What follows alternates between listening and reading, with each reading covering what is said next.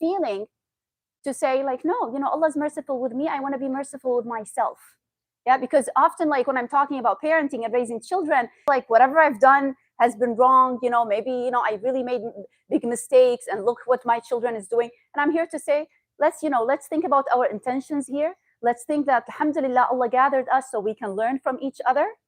So always remind yourself of the concept of Allah's mercy and how you can be merciful with yourself, because we're all trying to do our best. So we always need to reflect on this idea. When I am hopeful with myself, that would reflect on my children, right? If I'm someone who feels guilty all the time, my children will feel that. I can just give them that feeling very easily. So it is important to pay attention to that. So I would like to start with, I know we're talking about parenting and raising children, but it's really important to have an idea about mental health, right? Like I really try to make things simple. I love this field. Alhamdulillah, I feel like it's a gift that I'm in this field. And I want really people to feel the same way because it's part of our life. So when I think about mental health, why mental health? A very simple way to look at it is to think about our lives as journeys. Everyone has a journey. We all know that, right? And then at some point, look at the green. Everyone's journey is different than another. So as we're walking, as we're traveling in this journey, we have obstacles. We might call them, Islamically, we call them, what do we call them? Islamically, those obstacles? Fitna, yeah, trials, thank you. Trials, challenges, difficulties. Yeah, fitness, I like that, yeah.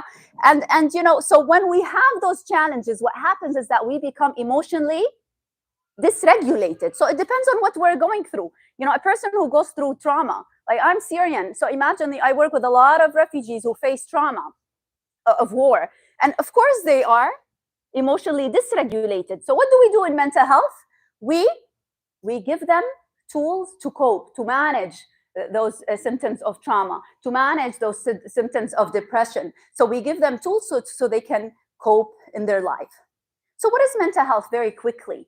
Now, usually when I went to school a long time ago in Syria, 1995, when people ask me, what are you studying? And I tell them mental health, they'll be like, oh my God, you're going to become crazy or you're going to lose your faith. That's what people told me. Now, guess what? 25 years later, people are still having a lot of stigma about mental health, right? I mean, still till now, when people see me and they tell them I'm a therapist, I kind of stopped saying that because people will look at me and say, oh, okay, you're going to, read my thoughts? And I tell them, please don't analyze my personality. And I tell them, it's not as simple as you think. If people tell you they can read your thoughts, that means they're not telling you the truth. So what is mental health? Why do people have this stigma? It's a state of well-being in which every individual realizes his or her own potential. Look at this. So it's like a self-journey when you know about your own potential. Everyone can cope with the normal stressors of life and can work productively and fruitfully.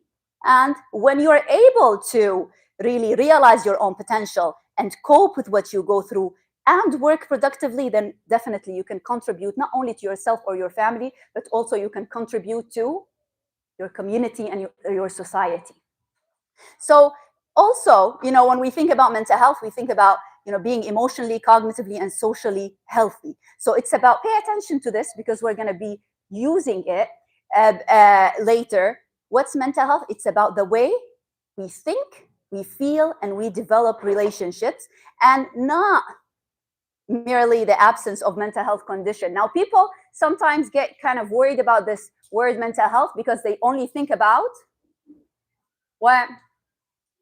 Illnesses, being crazy. It means illnesses, but it's really having illnesses like depression, anxiety, PTSD, like maybe phobias, schizophrenia. This is all illnesses. It's different. It's part of it. It's like when you think about disease and physical health, but you also think about prevention. You think about nutrition. So, I would like us to always think of that. How can we move into the prevention phase? Now, are we close to being in prevention phase when it comes to mental health?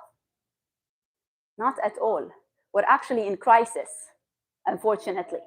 People reach out to me only when someone is like, maybe they have a son who's on drugs and, he almost died. Someone who almost committed suicide. Someone who, like, maybe like involved with gangs, when it's really, really severe. So how can we change that? I would love to see this. Inshallah, ya Rab, before I die, I see that like everybody like is receiving a text. Imagine if you're like, you receive this text that tells you, oh, it's been 6 months since you've done your parenting wellness check. Like when I received this is the real message. I've been using this same slide, I guess, since I don't know how many years. I received it from my dentist. When they tell you it's time for a checkup, yeah, every 6 months. Do we feel offended by it? No. What do we feel? Like, wow, oh, it's a reminder. But how can we get to that? Like, it's like, go to your therapist and check what's going on with your feelings and your stressors in life. How do we get to this point? The more that we talk about it. The more that we talk about mental health as something that's needed. It's not luxury. It's not scary. It's needed. And how do we know it's needed? How do we know? I mean, mashallah, you're all here because I think you think it's needed, especially because you want to care about your children. This is how we get, people to be interested in mental health. And usually this is how I get people to come see me at my office when they say, oh, my kid has this, my kid have that. And that's fine because this is nature of human beings. They care about their children. But what happens once I get them in the office, what happens? Beautiful to see that. Then the mother will be like, oh, my other, son might benefit from you. Oh, I wish I could really convince my husband to come see you. Most of the time, I have a whole family coming to see me. So the more we talk about the importance of understanding ourselves, of mental health, the more awareness we have. Sorry, this was like I don't know, it got to be like this. And then we can have prevention. These are examples. Let me take you with me for a minute with examples about what my clients tell me. Are you ready? Okay, so what do they tell me? Maybe things that they don't tell you. My mom worries too much. I feel ashamed to tell my parents I'm bullied. I can't wait until I'm out of the house. I wish my mom knew how to discipline me. I feel small and insignificant. I feel bad as my mom doesn't want to talk to me. My dad told me I'm a hopeless case. I will never learn. I don't know how I took the pills. I'm glad I wasn't harmed. I don't want my parents to worry my mom to worry if I tell her about how I feel. My goal, look at this. This rarely happens, but I like to it's a hopeful one. My goal is to be a better son and to have a better relationship with my parents. I understand my dad wants the best for me, but I become numb when he starts yelling at me. 80% of the time he yells at me. My mom is always stressed with her Islamic studies classes. My husband divorced me when I was diagnosed with bipolar. I was a yes person all the time. The nicer I was, the meaner my husband became. My husband used to beat me every day. Now he beats me once a month. On my wedding day, my mother-in-law told me that I looked ugly. I want to learn how to raise my children and protect the blessing that Allah gave me. Look, another promising one. A father told me this. He said, Allah gave me this blessing of kids and I want to learn how to protect them. Inshallah, you are all here for this same reason. I watched my dad beat my mom and I felt helpless. Okay, so these are examples. I wish I would have a car accident. I hate my dad. He's crazy. Yeah, it's a lot of them. How can I tell my parents that their fighting is hurting me? And so on. So I'm sharing this with you to tell you that sometimes when we interact with our kids, we wouldn't really imagine that that's how they feel. Was that surprising to you at all? I mean, did you, like sometimes I have kids who their parents tell me they're in their room isolating themselves. And when we try to talk to them, they're just screaming at us. You know what the kids tell me? Usually they're like 14, 15. They say, I can't believe how my kids don't really care. I've been in my room the whole day and nobody told me anything.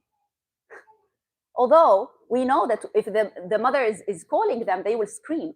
But meaning, what they show is different than how they're feeling. So we need to go beyond what they're showing us. It doesn't mean that we accept them being rude, but we need to read beyond the feeling. Does that make sense? To go beyond the feeling and to understand what do they really need. Okay, so some problems you all know of living here in the US, and pretty much it's similar all over the world. Girls are struggling with self-image problems. We have different types of addictions. You see the pictures. There are many kids here. I'm just gonna skip through those maybe. Also, the idea of being Muslims in this country, depending on what you are, I come from Chicago. We have a huge Muslim community. That's not the same in other towns, right? So it's really important. The smaller the community is, the more important for you to be connected and united and to help each other in raising children.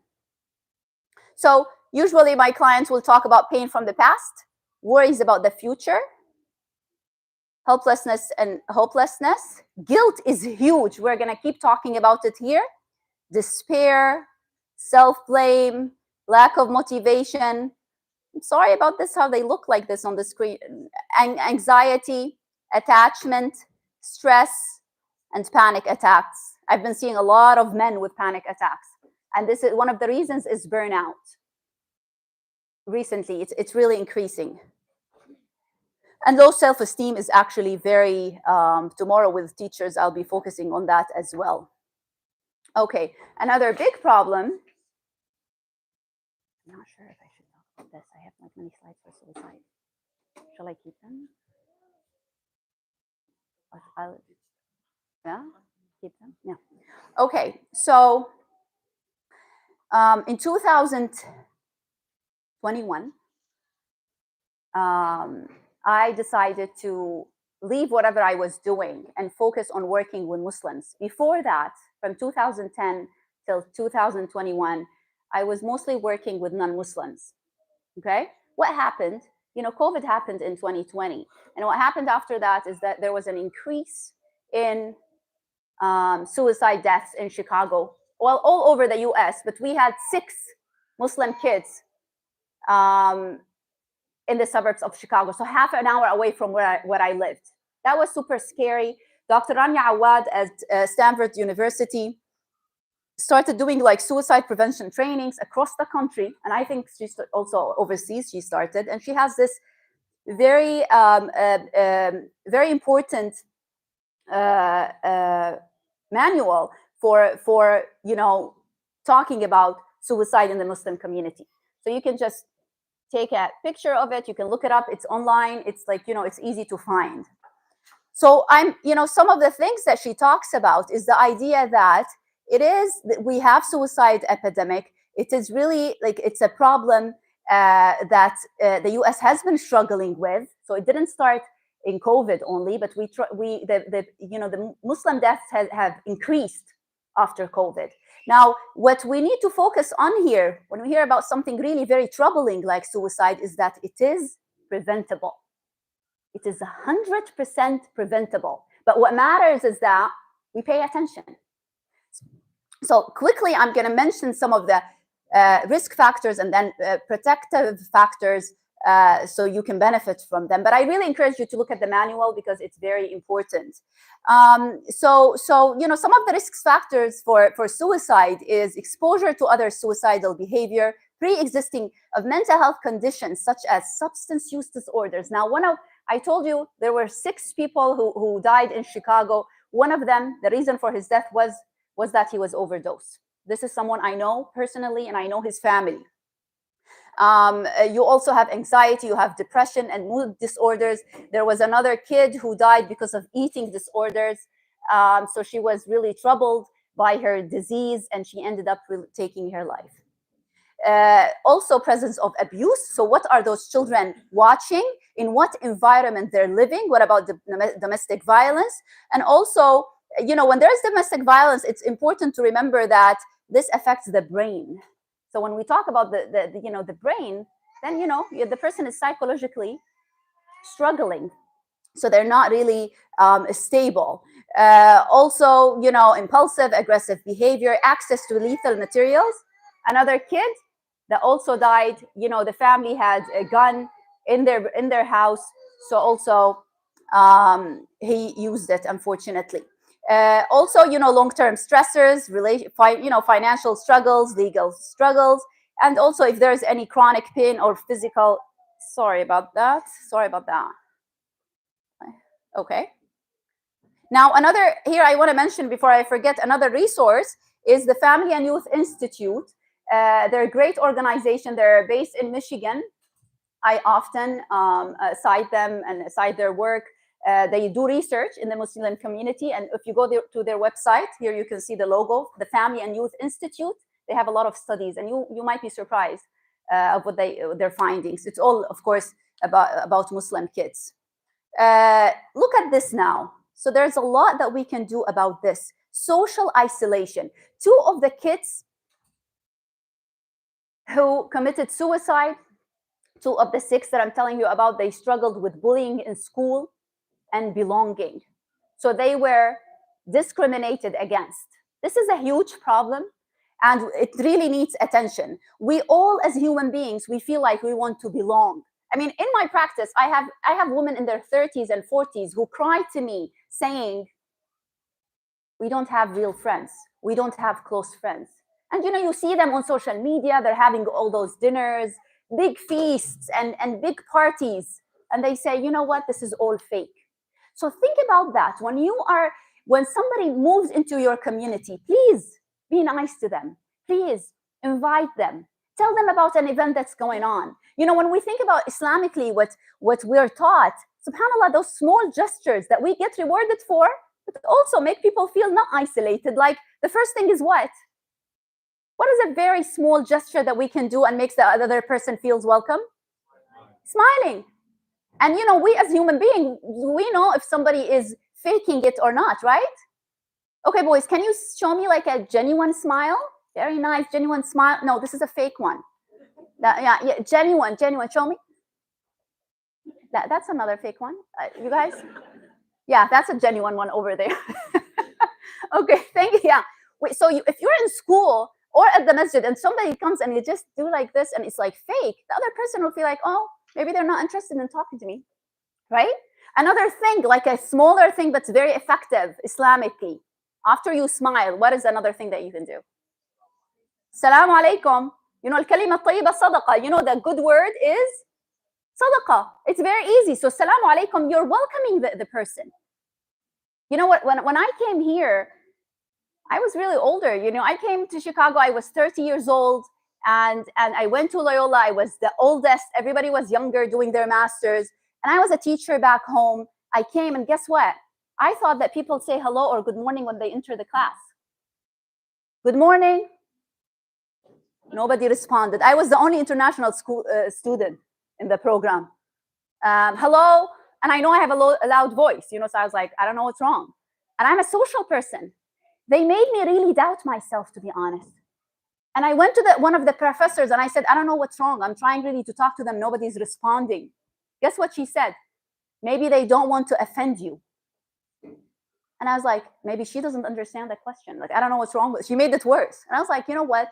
I'm just going to be myself. Maybe I'm not going to talk. Then the first person who started talking to me was the only African-American student. Everybody else was white. And I'm not saying that that's the only reason, but we had kind of like activities when, working with people of color as counselors, they were preparing us versus the mainstream. And every time we have an activity, she would stick to me and I'd tell her, what are you doing? Like, you're American and I'm this like international student. So anyway, my point is, it was really difficult for me. You know what helped me at that time? And again, I was 30, teacher, very confident of myself. It was like a slap on my face. You know what helped me? I joined the MSA, Muslim Student Association. They looked at me, it's usually for undergrad. Like, what brings you here? And I kind of enjoyed the role of kind of telling them, do this, do that. So it's like, for Ramadan, it was amazing because the idea is I knew the rules. You're a Muslim, it's Ramadan, let's fast together, let's pray. I was so comfortable. Did I have close friends from MSA? No, I didn't.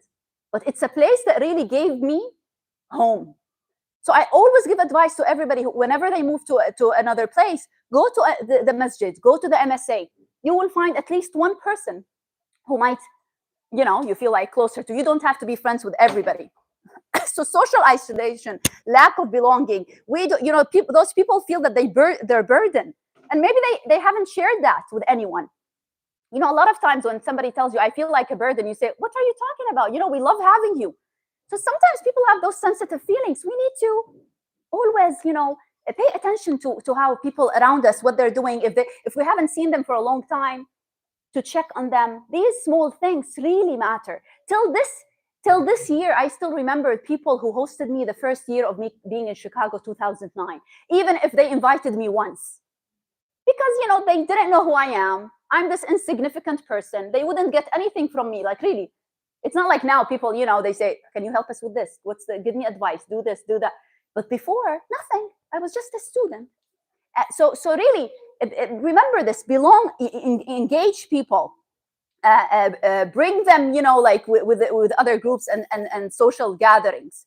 Also, some people would struggle like with practicing. Some people because of the feelings of guilt, they might say, oh, I've done everything haram, like khalas. It's like hopeless case, or some people, you see them completely, because of what they go through, they kind of question, where's God? So this is also one of the reasons. Okay. Type protective factors. We mentioned the social aspect. Also, talking to a therapist when you see that there are symptoms of really very severe sadness, and also checking with the physician and encouraging the person to have long-term goals. We have warning signs. You can check them again on the Family and Youth Institute website. People talk about it. They would tell you, but usually we don't take them seriously. I might do this. I'm planning on doing this, of harming themselves, and they will tell you how. So don't take it, Now, in some cultures, like the Syrian culture, mothers will say, I will fill in the blank myself. There are a lot of children here. So think about, warning signs, kind of, it's kind of, we talked about them, I guess, but that's like a summary. Okay, I'm just gonna skip that. Like listening to the person and their feelings. One thing I want to say in this slide that's really important: we're all human beings and we all have negative feelings. You see me here talking about feelings and very excited maybe about mental health.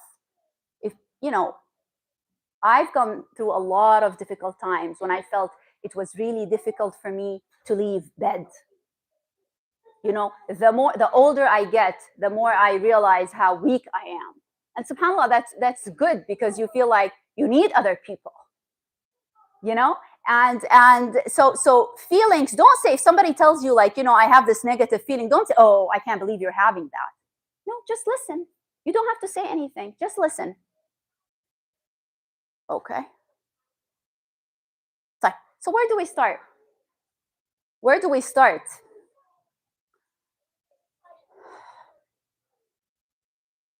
It is very important to realize this interconnection between the body and the mind and the soul. Now, as I told you, when I did psychology back home 20 years ago, they said they didn't talk about religion. Guess what? When I came to Loyola in 2009, what did they say? Listen to this. They said, if your client has faith, you're halfway through the treatment. Isn't this very powerful? If your client has faith, you're halfway through the treatment. So it's like there was this now, merge of my two worlds. I grew up practicing and I love mental health.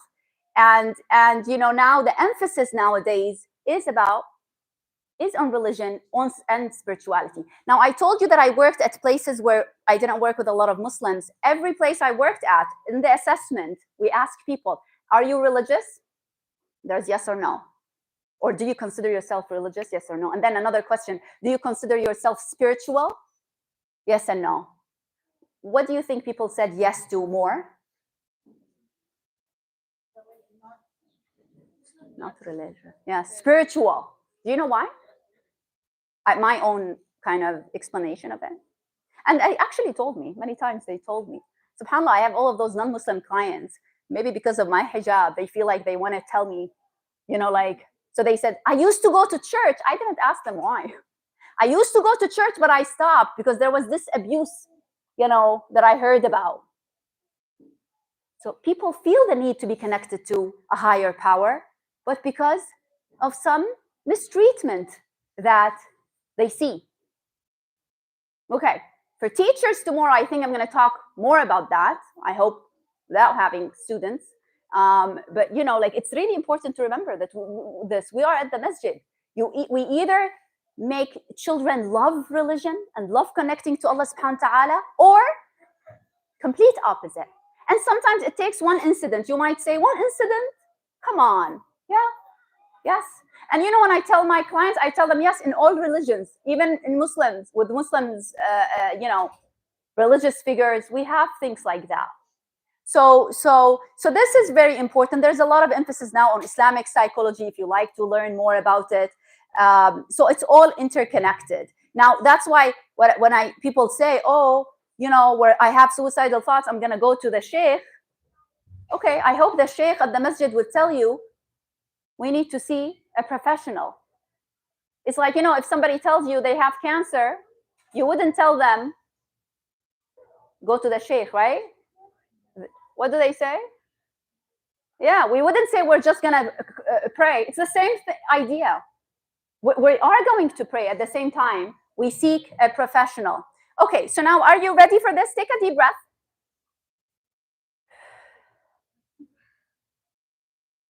How beautiful is this verse?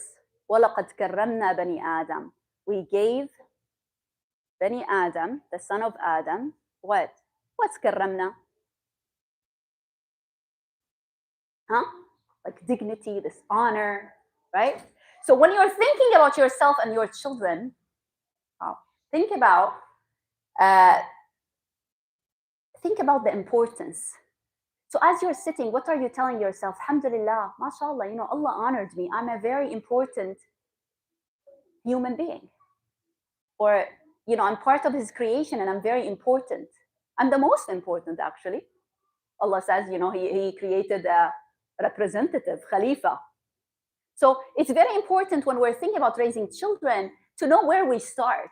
If I think like, I'm the worst parent ever, but I hope nobody can figure that out. I don't know what I'm doing. A lot of parents, most parents don't know what I'm doing, but then they learn. If not all, like how would you know something if you haven't really tried it or learned about it? So to make it simple, as I told you, I like to make things simple. I'm going to talk about 5 things, and I call them the 5 S's. They all, because they start with S, so it will be easy for you to remember. The first thing to raise children is self-awareness. What does that mean, self-awareness? Yes? Aware of what? Yeah, of your self-interactions. Yes? What else? Protection? What did you say? I didn't hear you. MashaAllah, I love how the boys are engaging and MashaAllah. I couldn't hear you, Habibi, I'm sorry. Okay, so now I would like you, we have note cards, right? Everybody has a note card, maybe? What I would like you to do for 1 minute, okay, everybody. Do you have note cards here, men? Yeah. Okay. I want you to write one thing that you're good at, okay? One thing you're good at, 2 things you like about yourself, and 1 positive trait you like about your child. 2 minutes maybe for that. Very quickly. There's no right or wrong. I'm not going to take them. If you don't have a child, you write one thing that you're good at and two things you like about yourself. Okay? Good question. That's a very good question.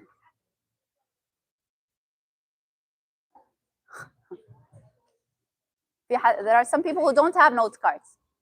Thank you. I don't know. I don't think so.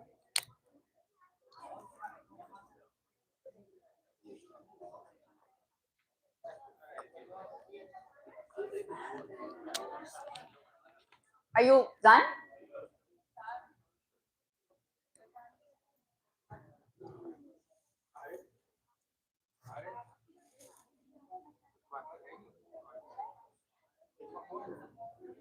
Some people are not writing.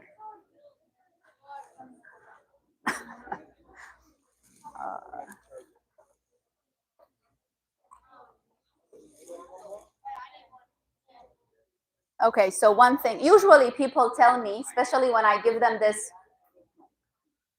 exercise of thinking about things that they like about themselves, they say, oh, this is difficult. If I tell them, oh, two things that you don't like about yourself, it's usually easier. So we want to really think more of like, what do I like about myself? What are my strengths? Because that's what keeps us going. Okay, who would like to share with me what they wrote? I know you're still writing. Who would like to share any of those questions? Anybody would tell me one thing that you're good at is actually a very easy question, right? What? Go ahead, Habibi. Go ahead. Soccer. Thank you so much. What's your name? Yasin. Thank you, Yasin. Yasin is good at playing soccer. Very nice. Okay, what else? Something that you're good at, ladies. Yes? Clothes designing. Very nice. A lot of people would love to work with you, would need your services. Great. Okay. Yes. Anyone here? You want to tell me, Habib? Yeah, go ahead. At encouraging people? MashaAllah. Wow. He's good. Do you all know that? You heard that? What's your name? Rashad. Rashad is good at encouraging people. So anytime you feel you have a low mood, you go to Rashad and you talk to him. Are you ready for that? Yeah? So who encourages you when you don't feel well? Huh? Your parents. Okay, great. MashaAllah. Yes, Habibi. Yeah. I can't hear you. Fun clips? Flips? Flips. MashaAllah, fun flips. Maybe at the end you can show us. Okay, so here, all the entertainment. Yes. Yes, yes. Over there in the middle. You need to shout the answer. I won't be able to. Crocheting. MashaAllah. Wow. Yes. We have clothes designing. We have crocheting. Yeah. Huh? Nursing. What?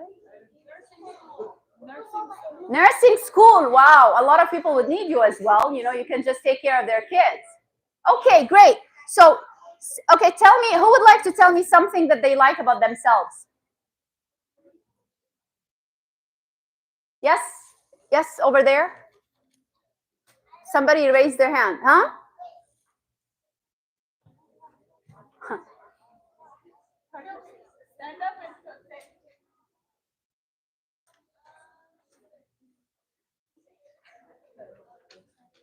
Yes, Sana?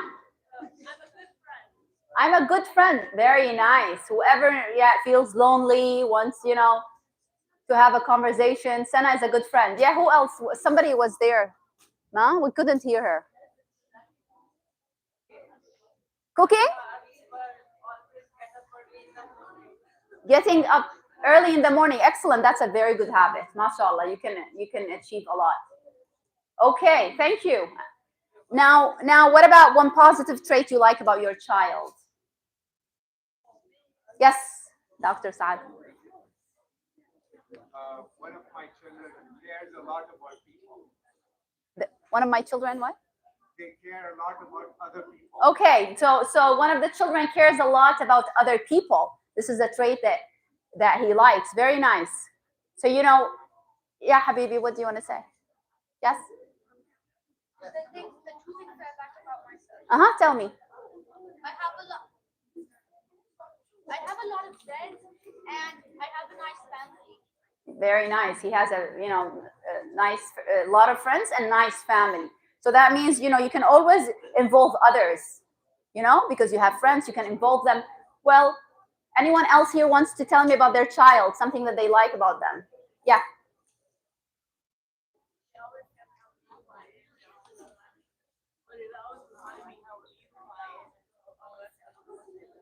Say that again.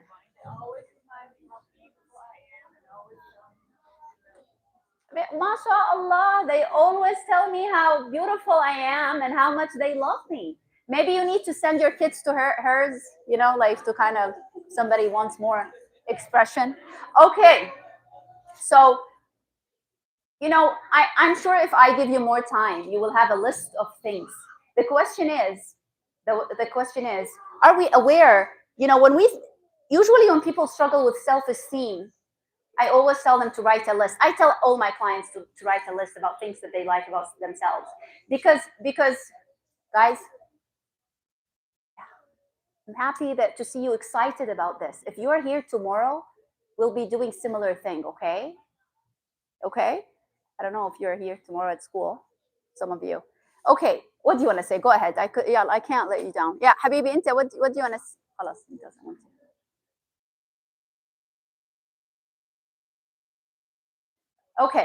Okay, so think about how much we tell our kids about their positive traits that we see. Okay, I'm really sorry about how those slides, they didn't look like this on my screen, I promise. Okay, so when we talk about self-awareness, we're gonna skim through those very quickly. It's very important if I want to raise my child to think about what kind of personality I have. Because we have different personalities. So we can't really raise our children the same way that we think, applies to our personality. So we need to think, is this like an introverted child, extroverted child? If you go to personality tests, there are different types. But even when it comes to spouses, I have a client who told me, I can't believe I've been married to my husband 40 years and he still sits and reads his book and he doesn't want to talk. Part of me, I was going to tell her, well, it's been 40 years. You haven't been used to that. I didn't tell her that. I told her that in a nicer way. But the idea is she expects him to change, and I'm sure he expects her to speak less because she's very talkative. So think about that, the differences versus like, I can't believe he's still like that. Yeah. I mean, so I'm not saying this doesn't change, but I'm saying we need to pay attention to the differences to help people change, and not just to say, why are you like this and why are you like that? So we need to know our strengths, our weaknesses also as parents. Who are our parents? How did they treat us? How did they treat us compared to our siblings? Did they favor anyone? I have a client who's 65 years old. Guess what he told me? He said, my mom, both parents, always favored this other sibling who looked kind of like more handsome. He had like blonde hair, according to certain criteria, I have to say. Guess what? When his mom died, he was the client, the 65. He was the only one by her side. The other son was traveling. And guess what he told me? He said, I really believe I'm her favorite. And she told me that you are my favorite before she died. But look how sad that is. I mean, I was happy that he thinks that. But for someone who's older to think all of those years that they were favoring my brother. Why? Because of certain colors and features? Seriously? But this is a real story. So pay attention when we say, oh, look at you, look at this. He's tall, he's short, he's this, he's that. Please be careful, especially when it's coming from a parent. So, who are your parents? Who's your role model? How do you deal with your emotions? This is huge. I can talk about this for 2 hours because that's significant in how our kids are also expressing their emotions. Am I a hopeful parent? How do I perceive my relationship with Allah? Is he someone who would punish me? I'm so scared of going to Jahannam. Or is it about hope and trying, and Allah is forgiving and we need to keep trying? Am I a proud Muslim? Because in this country, when we think about how proud you are, it's important to know what's going on in your kids' school. It's important to show up for them. It's important to know what they're learning. So for people, like in Chicago, I have women whose English is not really good. They say, I can't go to public school. I feel embarrassed. And your kids know that you're embarrassed. It's not a secret.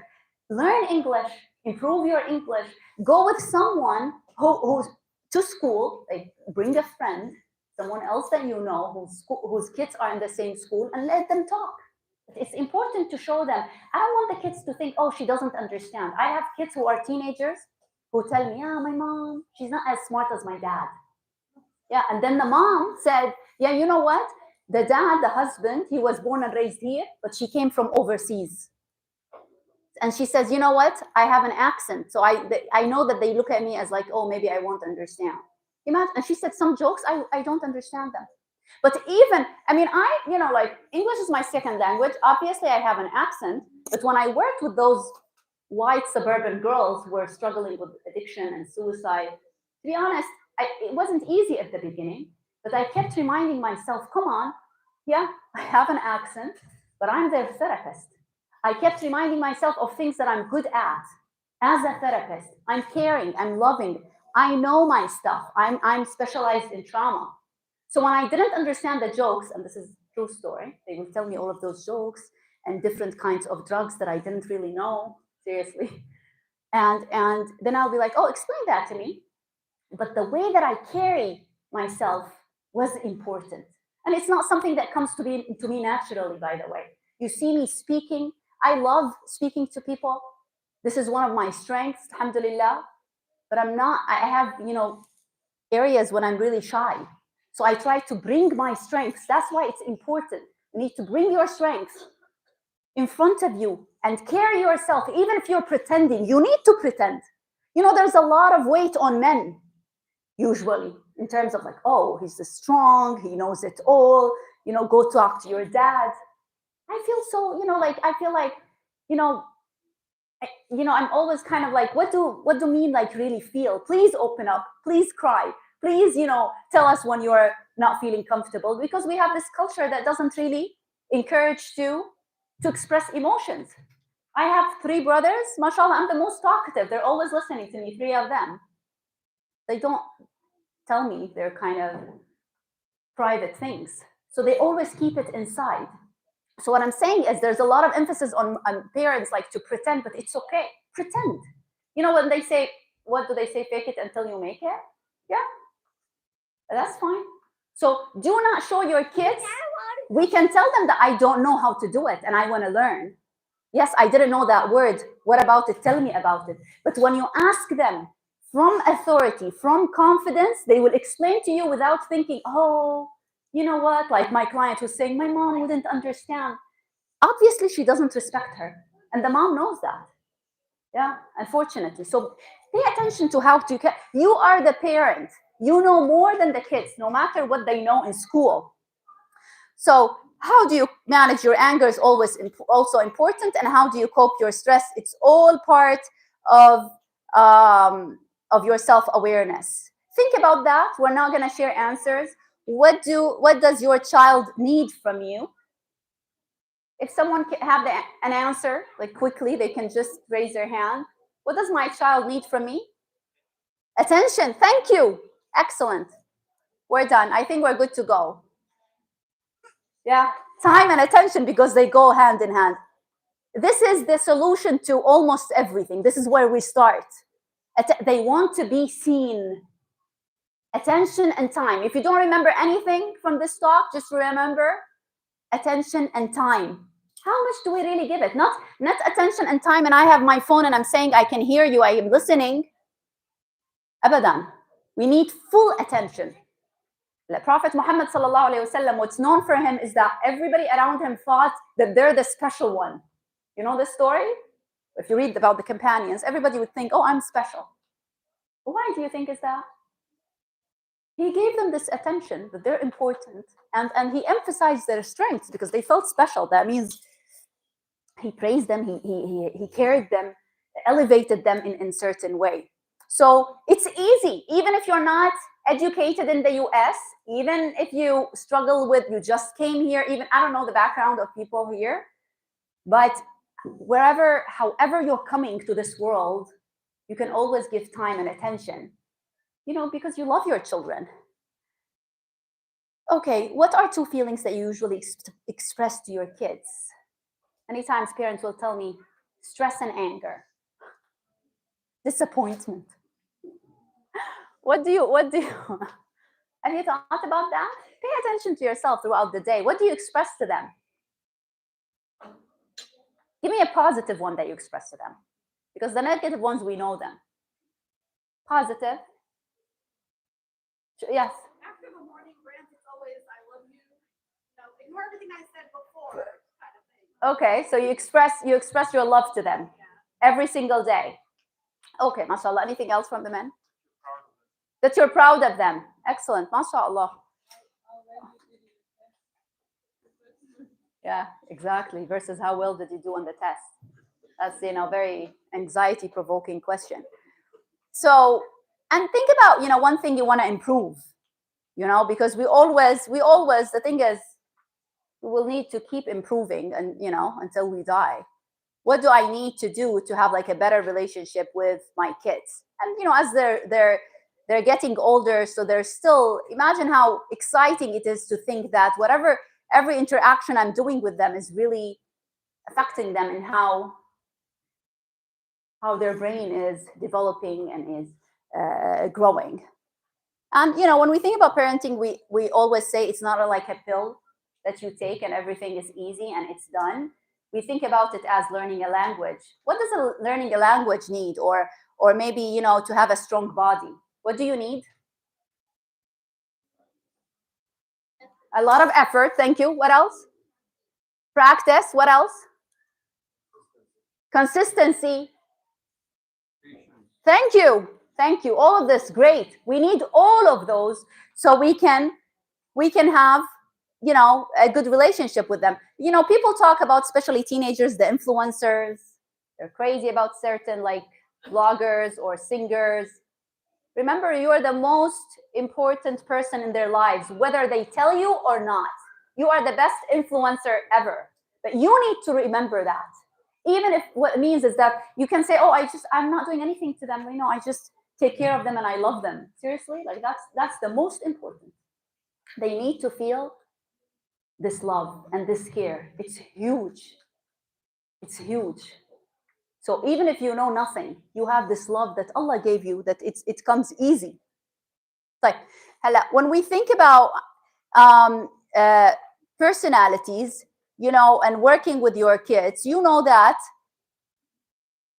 we can't really, we're born in different ways. For example, as I told you, I have 3 brothers. I'm the only one who got, you know, I have some characteristics that's similar to my dad. He won't be happy if he heard that. I told him that. That's what I shared with Dr. Shazia today, is that I get some anxiety from him. You know, my baseline is anxiety. What got me into this field and in this work is that I had anxiety as a teenager, and I went to a therapist who helped me a lot. I had OCD, this, you know, people who wash all the time. So he kind of had that. So some of the characteristics are like the things that we have is really comes from our parents. The birth order also plays a role. We all know that the oldest child has a lot of what? Responsibilities and pressure. Also, what are your parents' characteristics, and what's the cultural environment that you're in? So when you think about, you know, your parent's personality, you know, like how with the children. I've seen someone, I used to be a teacher, as you know, and whenever I see kids who smile all the time, I tell them, I want to see your parents. You know, those kids who are like smiling, and so, you know, the way that you're happy angry, curious, hopeful, polite. It has a lot to do with your parents.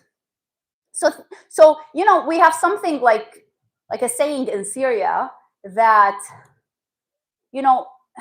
like children, they can help you have a better character because you're always paying attention to yourself, because that will affect them. Now, I put that in there as the cultural environment, one of the things that affect the personality, because think about how you were brought up.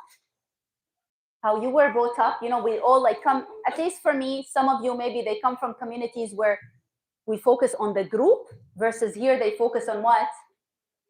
The individual. And that can have like some clashes between the parents and the children. So it's important to understand all of that. So we kind of talked about that. So I know we're talking about your children, then I asked you to think about yourself. Now I'm asking you to think about your own parents. Any divorce, any violence, any disrespect, any trauma, any abuse, or the opposite. I have a client who tells me she's struggling in her marriage, and she said, we grew up not having a lot of money, but we always felt that we loved each other so much that we don't need anything else.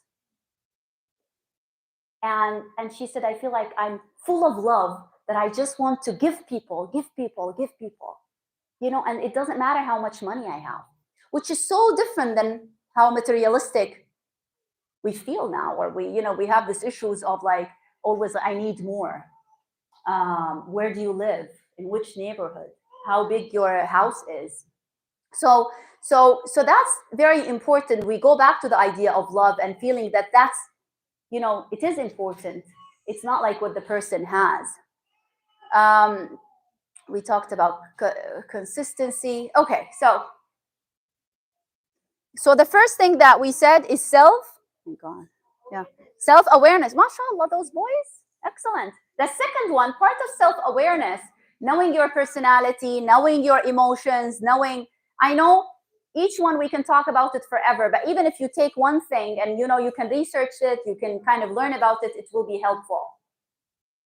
Self-talk is crucial. Okay, as we're sitting down, what is the self-talk?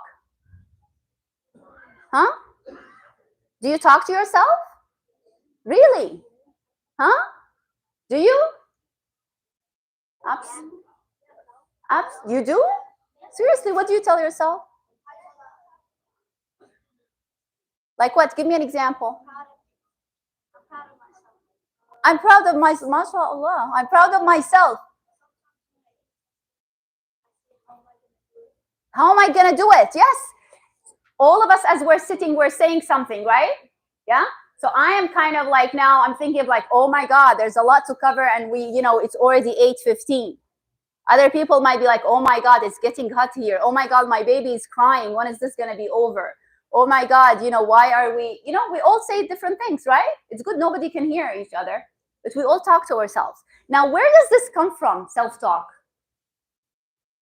You guys, this is really important. If you only learn this and you remember it, I just said that maybe five minutes ago about the love, but this is really another second very important thing. Self-talk. Where did this come from? Tell me. Yes. From your mind. Yes, but how? Where? Like, where did it come from? Like, why can I say, oh, you know what?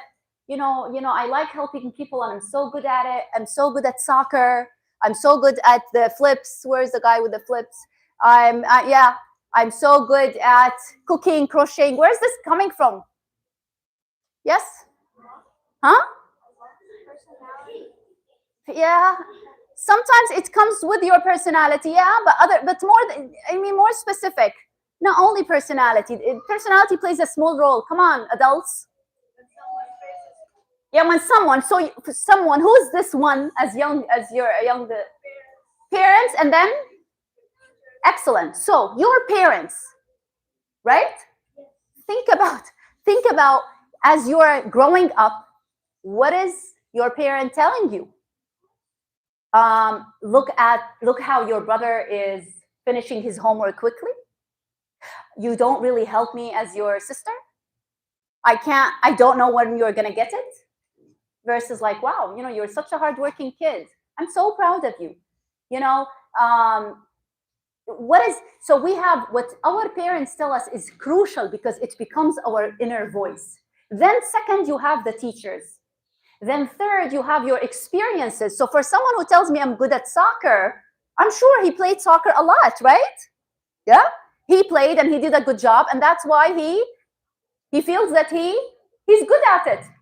So think about your self-talk. The way we talk to our children becomes their inner voice. This is really very important. Now, when we think about our faith, think about our zikrs that we do in the morning. I used to do it. I grew up practicing, as I told you, and I used to do it, as we say, to get reward for it, to get ajr. صح? أصبحنا وأصبح الملك الحمد لله يا رب, you gave us this life. I'm thinking about them in Arabic now, but the morning dua. Now I think about it as a therapist, that as if it's positive programming.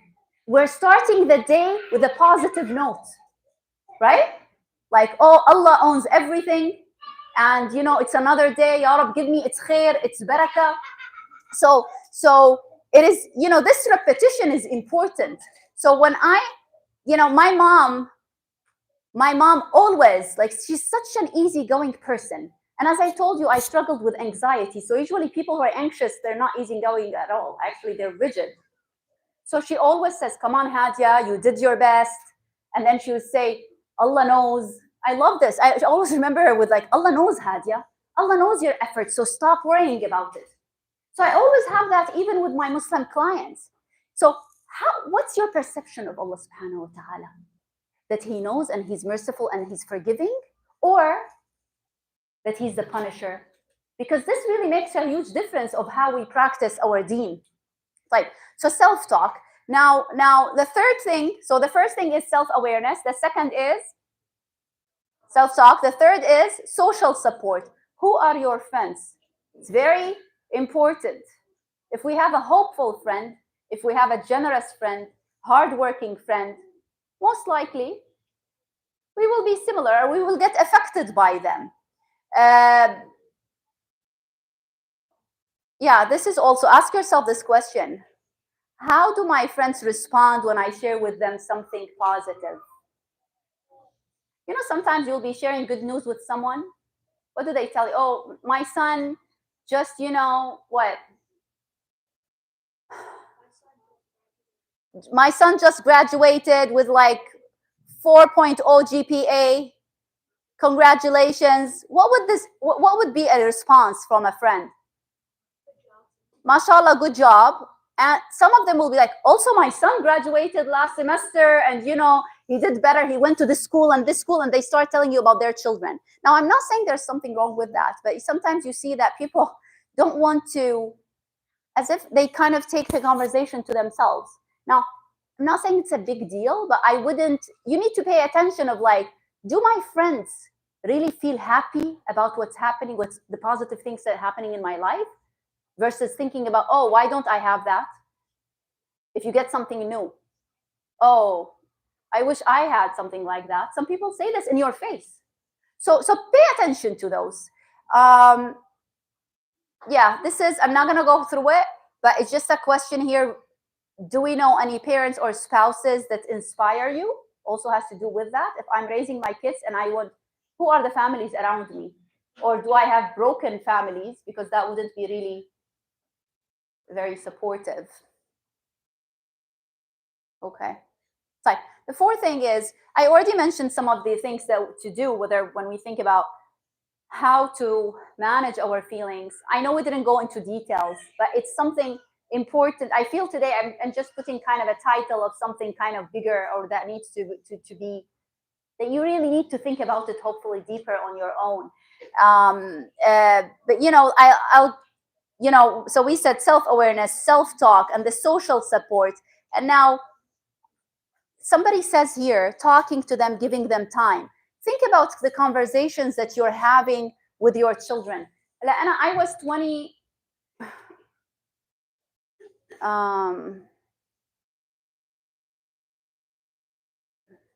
Okay, I'm just gonna share this later, no problem. Think about that. You know what's going on in the world with people in Palestine? Yeah, it's very good that I've been seeing families sitting together and talking about it. So, So yeah, so before that, were they really having conversations? I don't know. But most families, do they sit and have a conversation?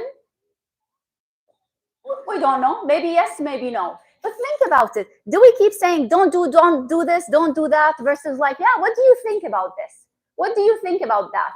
What I wanted to share, and I'm not going to go into details, I have a story where I struggled with my faith a little bit after a loss that I had in my family.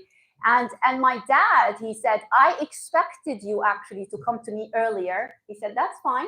I expected you. The same thing happened to me. Let's read some books, and if you have questions, ask me.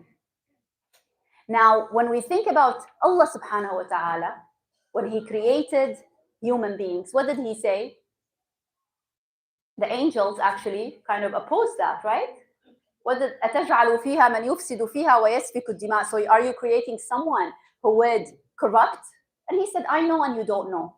But the significance of this verse is that Allah subhanahu wa ta'ala is opening dialogue and conversation. He allowed it. He didn't say, I'm the Lord of this world. How come you're asking me?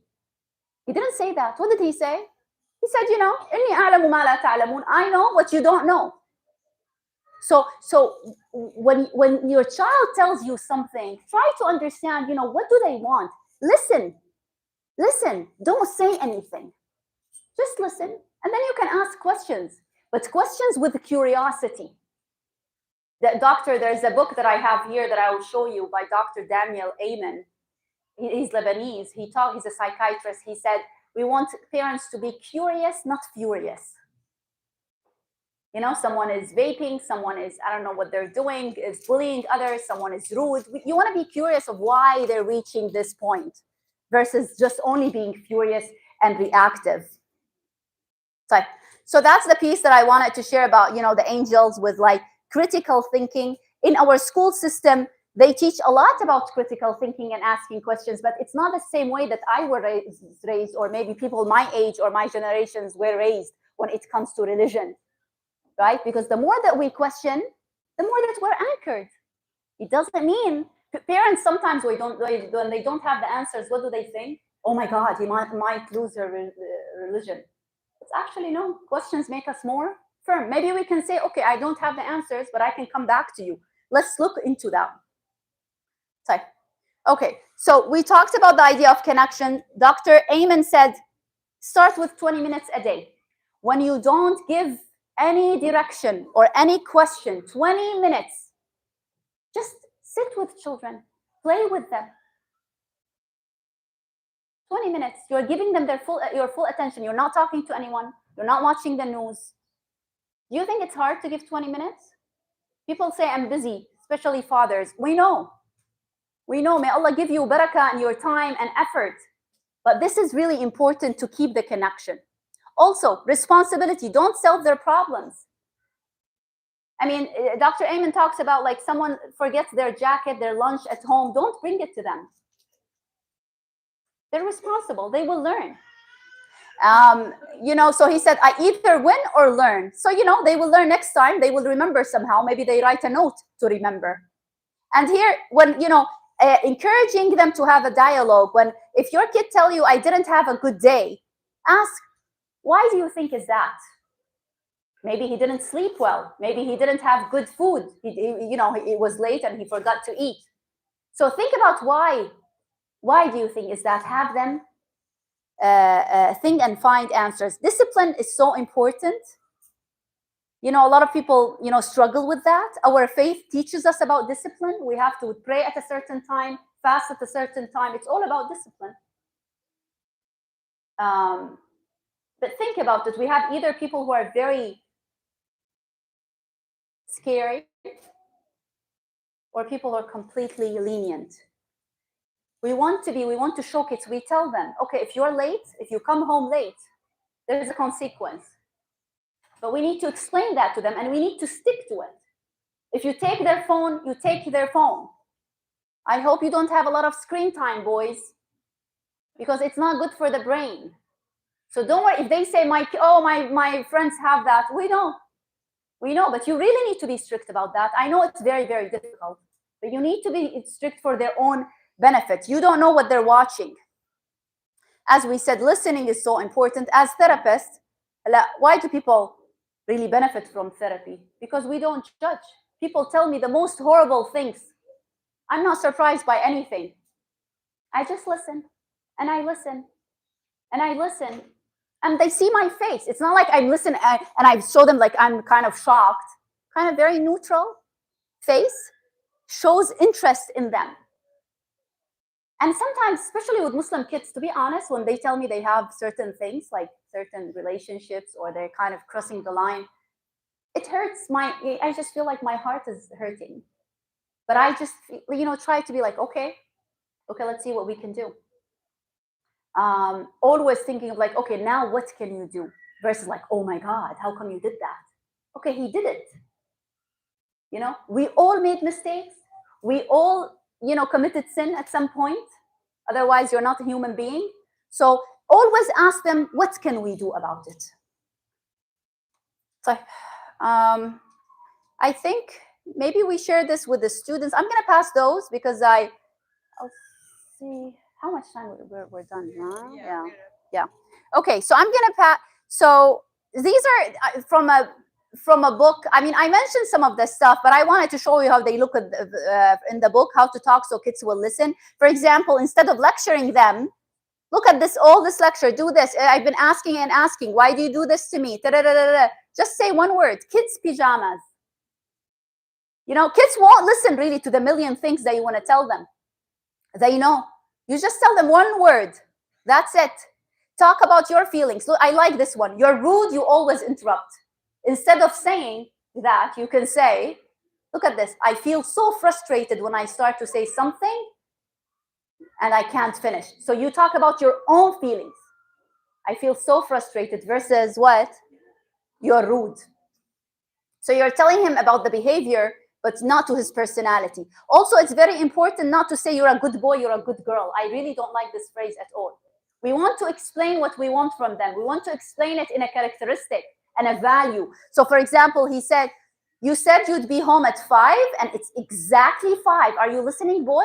Are you on time? Usually? Yeah? Yeah. That's what we call what? Punctuality. So you're punctual. I'm so proud of you. You're telling him exactly. Let's say he cleans his room. I love how clean you are. No, don't say good boy.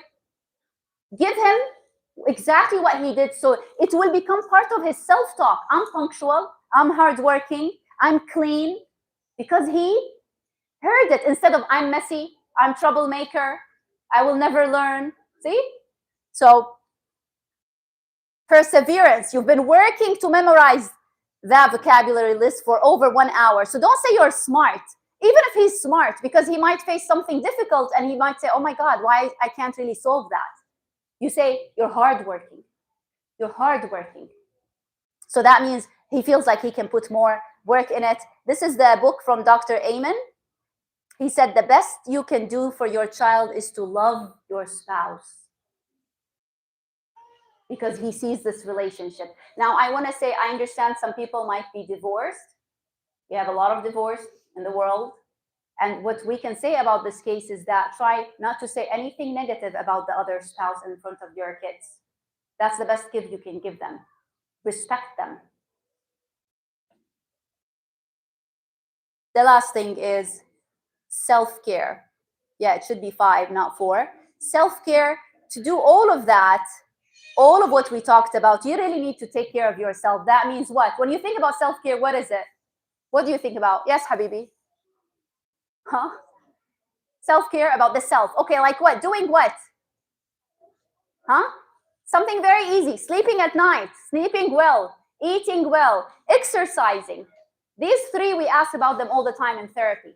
Even if that means exercise for women who don't like to exercise, they can just walk and it can be very helpful. So you know how in the plane they tell you on the flight, put a mask on yourself? To be able to do all of what we talked about, which might sound like overwhelming, Hopefully not, by practicing. You need to take care of yourself. So you mean I need to be active. I need to sleep well. I need to eat well. I need to focus on my self-talk. I need to really take care of myself and be nice to myself. Yeah. Okay. And if you feel very guilty, this is a very good, even psychologically, we talk about gratitude as even non-Muslim concept, that, you know, if you want to feel better, you can't really do anything about the painful past, but you can always look forward and focus on what you have. So we start with gratitude. And the last thing I want you to do is to look at the person next to you. Look at the person next to you, everybody. Okay, I would like for you, please, to, are you looking at the person next to you? To your right, you're right.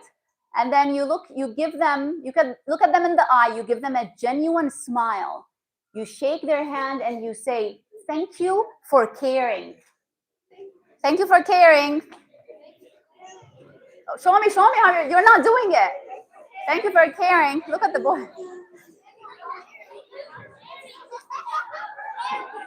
Okay. So thank you so much, boys, especially boys and little girls, for caring. Thank you, everybody, for caring and coming here. That I forgot to mention the importance of dua. You know, maybe it goes without saying, with all what we said, keep making dua for your children and for yourself. Okay, thank you. Assalamu alaikum. Okay. Thank you so much for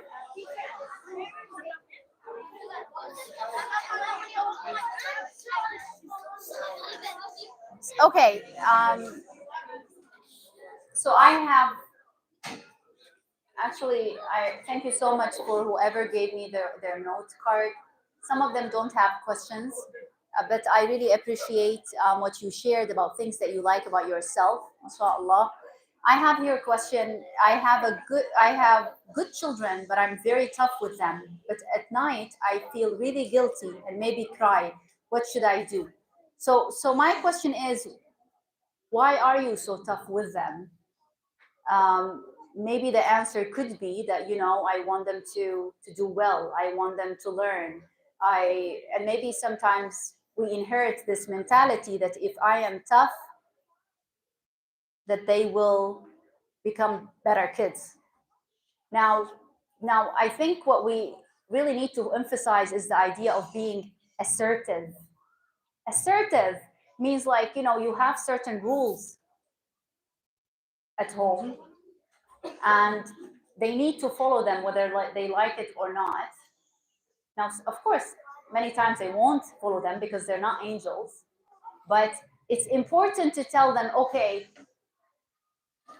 if someone is not respectful, if someone said like rude words, let's say, you know, this is what's going to happen. Maybe, you know, I'm not going to talk to you for like you know, you decide on the time. It depends on what they say, you know, like, you know, for the next hour, I won't be able to talk. It depends on the age. It depends on many factors. But what I'm trying to say is the word tough, you know, it's like people can understand it in different ways. So it's really about having rules. If this happens, that's what's going to happen. So the child knows what to expect. So they're basically choosing. So you're choosing to take the garbage out right now, or help me with the dishes right now, or you can do it later, but there's a consequence, you know? So this is what's important, not to surprise. Sometimes I have parents who tell me all of a sudden they surprise them by taking the phone for a month. And then the mom would say, you know, month is too long, but now I don't know what to do. So if you give it to them after like one day, let's say, they'll be like, okay, you know, kids are so smart. They'll be like, okay, she didn't keep her word. So be very careful about not to take something to the extreme. And, you know, sometimes I have parents who tell me, yeah, I feel the idea of tough, that means they don't show also their emotions. They tell me if I hug them and tell them how much I love them, I might spoil them. And this is not accurate, because everything is different.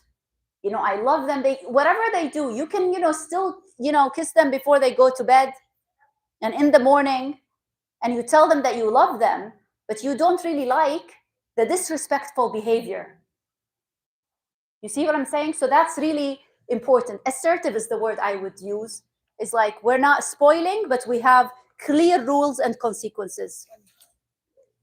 My daughter is 5 years old. She has begun suppressing her emotions, and as a mother, I can tell.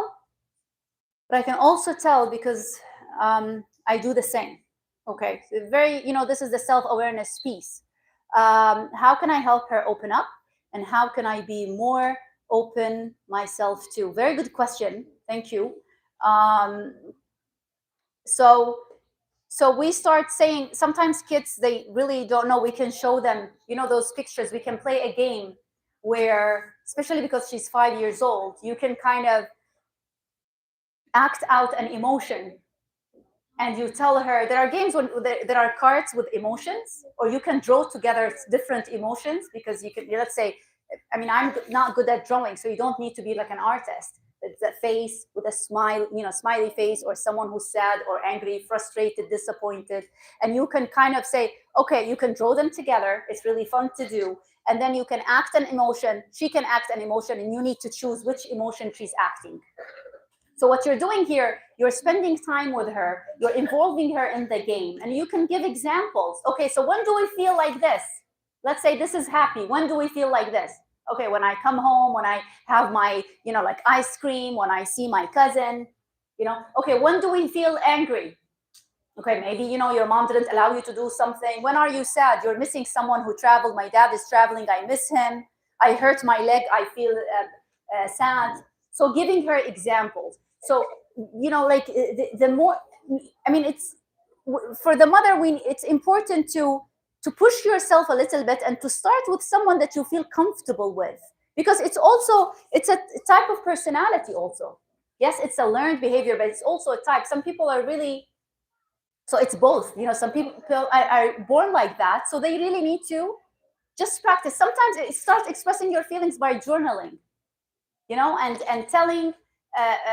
Also, when you have your child as a motivation, it might push you a little bit. So you can say, okay, I'm going to show her how do I want her to express. I want to tell her that I'm very happy that you made your bed, or you're helping your little sister. So you tell her, I'm happy. It makes me happy when. So because you have to tell her, that becomes what? It's a motivation for you to express your feelings. I hope that helps. Okay, somebody asked about how can we reduce stigma of mental health in the Muslim community? And as I said, the more that we talk about it and normalize it. It's like when I tell people I went to a therapist when I was 15. I had OCD. I have families now in Chicago, alhamdulillah, after all of this time, who say, oh, they see me at let's say at a wedding or like a gathering or a dinner, and they say, oh, Hadia, like worked with my children. I think it's really helpful to have them talk to her. And that was like a man who said that once, and I was like, wow, that was huge. With all respect to men, but we know that usually, people who come to therapy are women, and they come because of their children first, or because they're struggling with how to deal with their husbands. Yes? The follow-up on that, like, what's the threshold where you feel like as a parent, as a family, you can handle it yourself versus going to the therapist? Like, common people, I feel like that's like the biggest problem right now, especially. Yeah. A bigger problem, what? When do you go? Yeah. So I would say, yeah, that's a very good question. I would say, let's say someone who's sad, okay, or who's anxious. I talked about like men who are having panic attacks now, okay.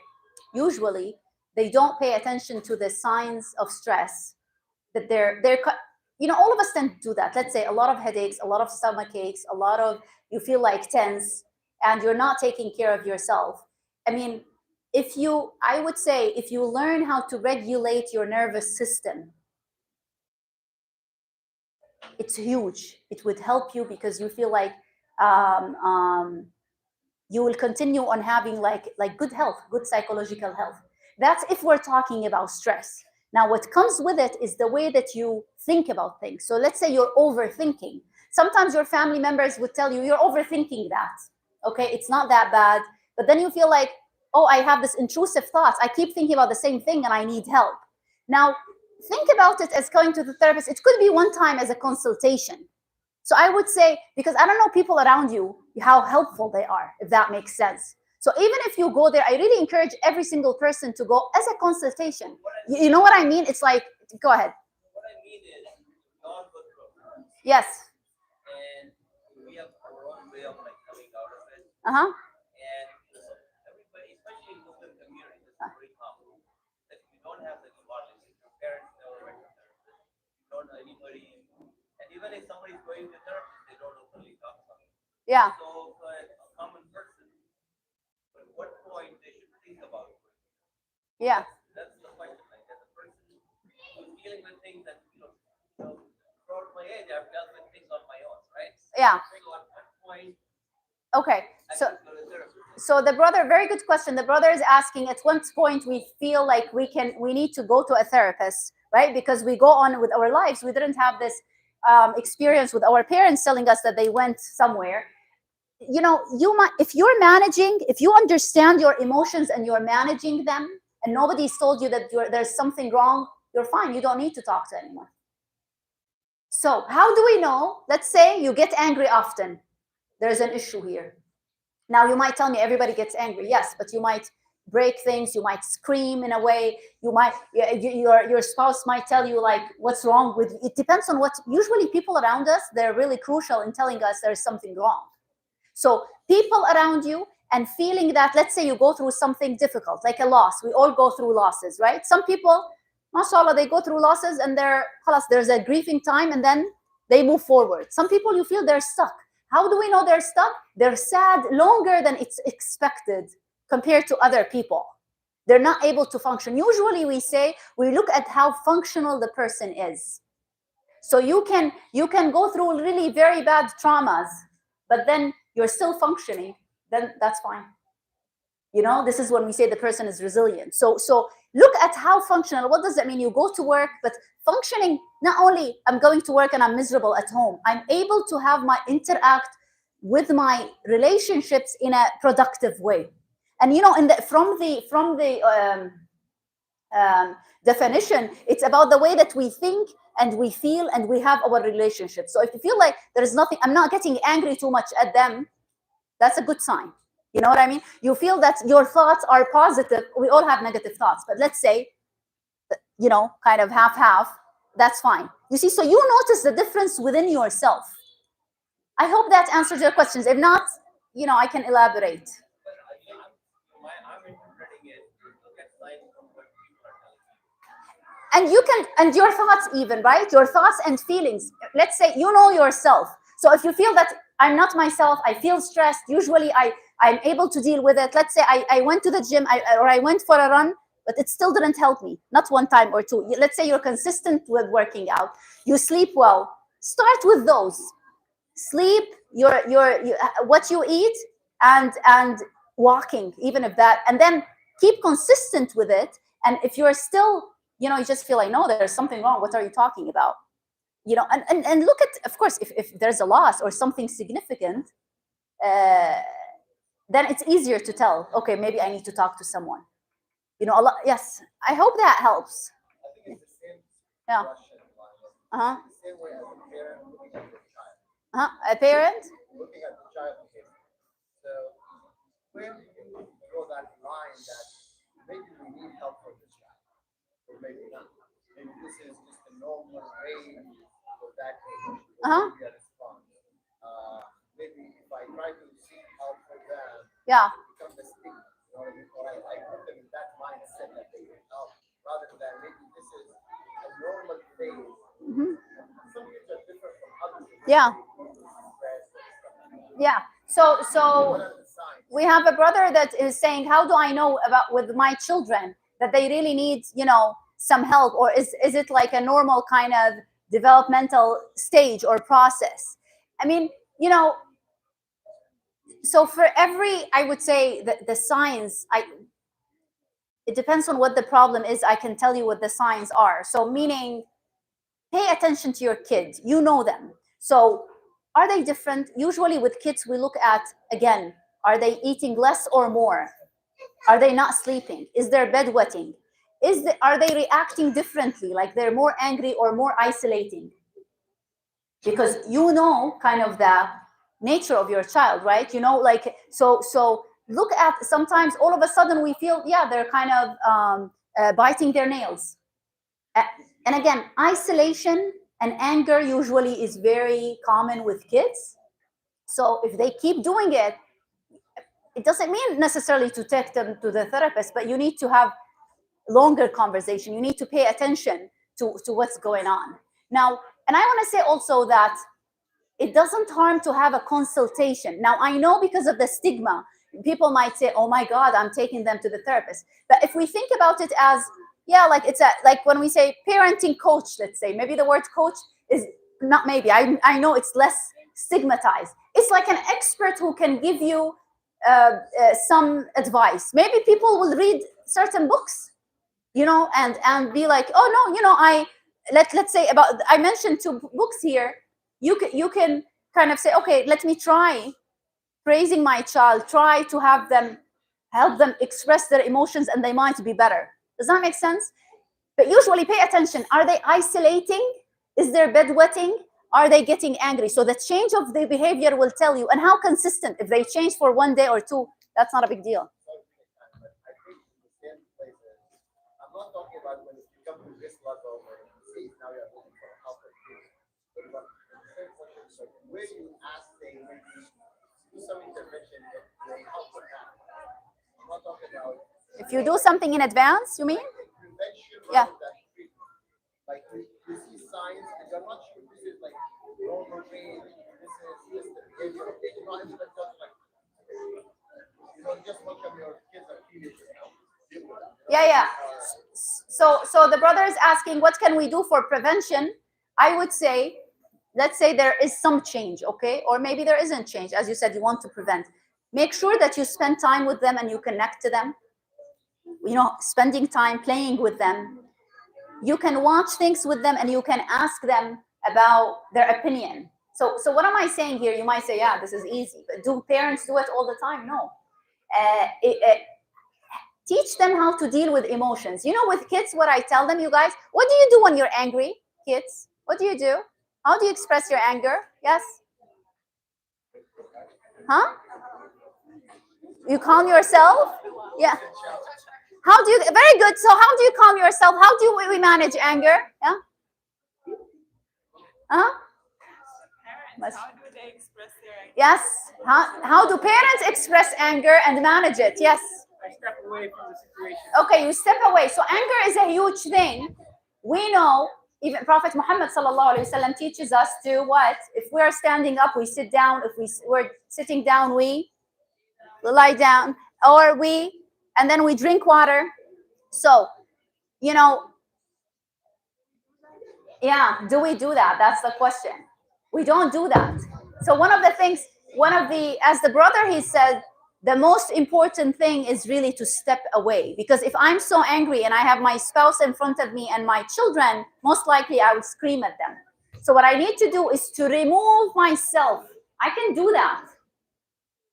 Go to another room and calm myself down. Now I'll be modeling to my child this behavior. So imagine, this is not only helpful for you. When you see your child doing the same thing, when they calm down, you can tell them, okay, this is, what can we do when we're angry? So you need to have some suggestions. How do we have some suggestions? We do when we are practicing, we're modeling to them. So, sorry. Excuse me. We remove ourselves from the situation. If you're super angry, I always tell my clients, go take a shower. So it really depends on the anger. For kids, I tell them you can punch a pillow.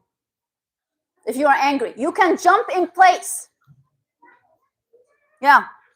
For older kids, for parents, I could say they can punch a punching bag. They can, as I said, taking a shower. Then they can, when they're calm a little bit, then we take deep breaths. But it's important to know that whatever you're doing, your kid is seeing you. Okay? So the more that we practice managing our emotions, please pay attention to this. the more that we practice managing emotions, the more we calm them down so they can be more healthy. Does that make sense? Also, another big thing is, as I talked about the self-talk. Please be careful of what you say to your children. I beg you. I beg you. I beg you. Because I wrote all of those what my clients told me just for you to see like how they perceive themselves. I let my family down. I will never learn. I'm this, I'm that. Where did they get that from? From the repetition.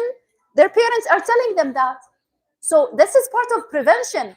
If I tell them, you know, you're hardworking, you're helpful, you're caring, you're loving, you know, you're curious, you're punctual, you're fill in the blank, you're responsible. That would be part of them. When they're angry, they say the negative. Okay. When they're not. Sister Shazia is saying, okay, maybe when they're angry, they're saying something negative to them. I mean, you know, I'm sure we all said negative things to our kids. We can say, you know, it's I didn't mean that, or it was a mistake on my end. You know, I'm sorry I said that. Because you might say, like, you know, you're stupid. Yeah, if you say you're stupid, you will never learn. You can just say, you know, I'm sorry, I said something that I shouldn't have said. There's nothing wrong with that. Actually, kids forgive us. Maybe you might say not all of them. Okay, if not all of them, then spend more time with the teenagers or the adult kids that maybe you feel they resent you or they have a problem. But even when kids show us that they don't want our time, they actually want it and crave it. You need to try in different ways. Yes, I have a sister. Yeah.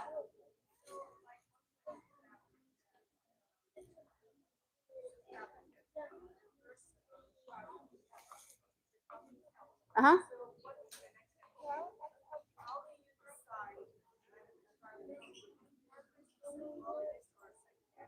Okay, very good question. Thank you.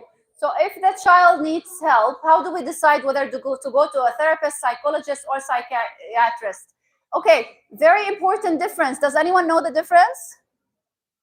Psychiatrist is someone who is a physician who prescribes medication. Okay? We don't start with psychiatrists. We don't. With all respect, we don't start with them. We start, what's the difference between therapists and psychologists? The difference, the psychologist usually is trained to do certain tests for educational purposes. So it's like 4 hours. You know how when people need support in school? Like they're on certain educational plans, when they have some disabilities, they need a psychologist to work with them, to give them different types of tests for 4 or 5 hours.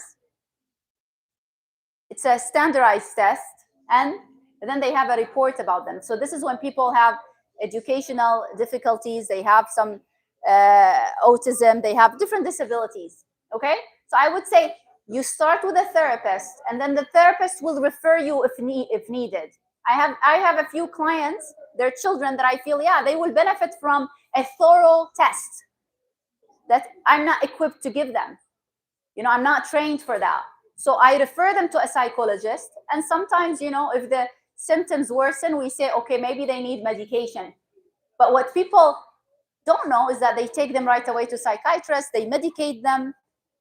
I mean, I'm not against medication at all, but with kids, we really need to be careful, you know, because we need to think if someone is moving so much, we don't necessarily say, oh, he has ADHD versus, okay, he has some energy. You know, what can we do? Teachers usually are not happy with people who move, with children who move a lot. We need really to occupy them with something versus thinking, oh, because we have now the epidemic started years ago of ADHD. It's a lot of energy. Maybe something wrong happened at home. Maybe there's violence at home and the kid is anxious. Also, kids who went through trauma, they also can be hyper. So there's a lot of overlap between trauma symptoms, ADHD, and anxiety. How do we know? We need a specialist for that. Thank you for your question. It's really important. A lot of people don't know the difference. So you start with a therapist. Any other question? The last one you can take. Yeah. How can I make sure my kids are friends with the right people? That's a difficult one. If anyone has a suggestion, I mean, I would say they will have friends who are not, right for them. I would encourage. Now, if we do this 20-minute rule, if you want more, of course, you are welcome to do more. According to the psychiatrist, Dr. Amen, he said start with 20 because he wants it to be manageable. I believe even when they choose wrong people, means, people maybe who are not as hardworking as they are, maybe they are in certain negative behaviors, because the word wrong even differs from family to family. What does it mean, like a wrong person, but wrong friend, or not the right friend, but I think we all understand it. So when you have this connection and time with them established, then most likely you will be able to have conversations about, tell me about this friend. What do you like about them? Even if you feel like you're so frustrated that you want to say you're not allowed to see this friend, unless something is really, really bad those friends are doing, and you can say, you're not allowed to see them, period. Would they kind of sneak at school time and be friends with them and continue to see them? Probably, right? We're not talking about you're seeing something wrong and you're okay with giving them a right to see that friend. No, you tell them, I'm not going to do that. But when you say that, it's important to say the behaviors that those kids are doing. You don't say this is a bad friend or this is not the right friend. Okay, why? This is what's important, because he's going to ask you this question. So you can have a conversation of tell me about your friends. What do you like about this one? What do you like about that? Okay, what do you think this behavior will lead to? You won't be able to have this conversation if you haven't established any connection with the kid. If you always have this haram, halal, yes, no, you won't. But what can we do if we are in this situation? I have a client who's vaping, and his kids he is in risk behaviors, has to do with many negative things. And where would they start? We would say, start spending time with your kids. And the idea of the right or wrong friends will take a long time. I mean, again, I'm not telling you, and you give them rights to go to their homes. No, I'm just saying they might see them behind you. So you need to kind of make them think of why they're not good friends. Another tip that I didn't mention in the slides that's really helpful in changing any negative behavior is to focus and praise the positive behavior. So let's say a kid who's angry and who says bad words, one of the ways to help with the bad behavior, you might be surprised, is actually to praise and emphasize the positive behaviors that he does. Now, I know these are not connected, but what we would say, if I want my kid to listen to me, or if I want my spouse to listen to me, I really need to have some positive credit. I tell mothers, okay, do you thank them when they say, oh, thank you, I'm so happy you brushed your teeth? I'm so proud of you, you're brushing your teeth before you go to sleep. Do you guys brush your teeth? No? Okay. Usually mothers will tell me, seriously, I've worked so hard to make this a habit. Why would I thank him? I say, all of us, anyone, if anybody says thank you to you, you cooked and your husband tells you thank you. You took care of the children and your husband thanked you, and vice versa. You thanked your husband, he's coming from work. It's his job. Would you say it's his job? I'm not going to say thank you. How would he feel if you say, Alhamdulillah for having you as a husband. Alhamdulillah for this blessing. May Allah give you strength and barakah and success. What would we lose if we say that? And even you say the same. MashaAllah, you're the best mom for my kids, even if she's not the best, but she can be motivated to be one. So focus on the positive behaviors, even when you are very upset with the shouting. Now, so then when the kid is shouting, you tell him, when you shout like this or scream, I'm not going to talk to you. So because they crave attention, all of us like attention. How are you giving this attention? By praising the positive traits. You see what I'm saying? Like, oh wow, look at these shoes. Very clean shoes. MashaAllah. Look at this. What is this abaya? MashaAllah. Look at very clean. What is this hair? What is this nice color? You have a very good taste in clothes. MashaAllah. So then when you tell them about something that you want them to do, they will listen. Maybe not right away, but they know that you notice both. Remember how we started the whole, when we said they want to be seen, they want attention? Yeah, and they know when they're doing something wrong. Trust me, you all know it. But it takes time to change. That's it.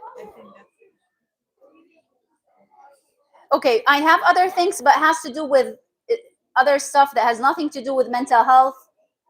I wish I could answer those, and many people gave me those. I'm so proud of the kids and everybody who did the activity. May Allah bless you and increase you and help us all. And inshallah, for some of you, I might see tomorrow. Okay? And alhamdulillah for, having you and for learning from each other. Please share, if someone, not with me, whoever has positive experiences with their children, share amongst each other.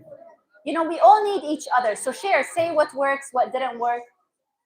Inshallah, I'll see you sometime soon. Jazakumullah khair for having me and for being patient for those 2 hours, especially the younger ones. وإياكي.